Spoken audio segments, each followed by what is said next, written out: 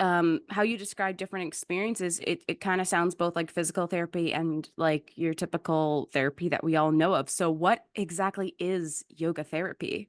Yoga therapy really is, gosh, it's like trying to describe yoga. It's a whole world. So it's Yeah, hard to sort of distill it.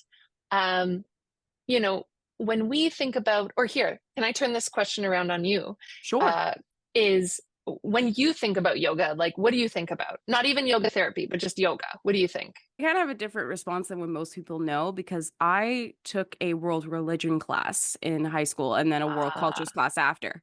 And I did some anthropology studies. It was one of the things I was looking into. And so when I hear the term yoga, I'm like, my brain goes, any practice that is intentional. mm, beautiful. Yeah. Okay, well, congratulations, 10 out of 10. You've already got the answer. I'll just go. You can answer. um, yes. So that is such a beautiful and honest answer. And when you compare that to you're walking down the street and you walk by a yoga studio, Hmm. and that's not to say that that's not happening in those spaces, but the image that we often have of yoga is I go to the studio, I've got my sticky mat, I've got my Lululemon pants or the like knockoffs, I had the and Lululemon mat as a kid because I nice did some yoga for a time and I was always the loudest kid in class. with the breathing, you mean? Or No, just I just kept talking. oh, okay, bless your heart. Right, the ADHD thing. The bless my heart. Oh my You'd God. be the one that I would call up to the front and be like, okay, you're going to demonstrate for everybody right now. You're going to stand on one foot. Yeah. We put you on the spot because you'll also rise to an occasion, I'm sure. You, you've, are you therapizing me right now? Because accurate. So, Woo. the yoga classes, and we think, okay, I go in at 60 minutes and I do it once a week, and it's cardio, stretch, aerobics, fitness. And maybe at the end, we do the thing where we all collapse and we lie down. And in that lying down, maybe I'm bored for like 90% of it, but then something happens and I feel really good.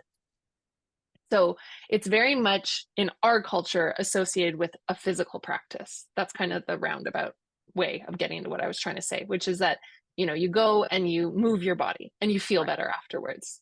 And none of that is false. That's true.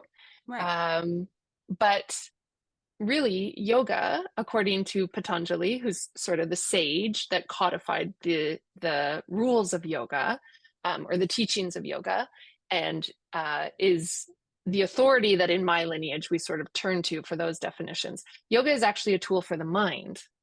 Um, Yoga is how we bring the mind out of suffering. And the physical practice of yoga, asana, is, if you think of like rivers running into the ocean, right? We're all headed to the ocean. We're all trying to move out of suffering. And physical practice is one of the ways there because the Mhm. mind is this like slippery, intangible thing. It can be hard to work with. And so if you have a racing mind and and you're like, I want to be more calm. Okay. I want to be more calm. I'm too stressed out. I can't sleep. Okay. So I'm just going to like sit down and tell myself to be more calm. Like that's quite cruel, right? And Yeah. so what we do is we use the body and we move the body and we start to slow down the body with the breath. The breath is key. Hmm. And over time, what we do is we actually start to quiet the mind. Or when I say quiet, it's that the mind begins to be able to operate more efficiently and Right. uh, operate without impurities or sort of wrong assumptions. And so yoga is both, sort of the end goal, which is this feeling of deep peace and connectedness. Hmm. And it's also the means of getting to that place. It's also the tools that we use to get there. So, yoga therapy is kind of taking all these little tools of yoga, physical practice, pranayama, concentration practices like meditation, chanting, visualization, but also ethical and moral considerations as well. Like, what kind of person do you want to be in the world?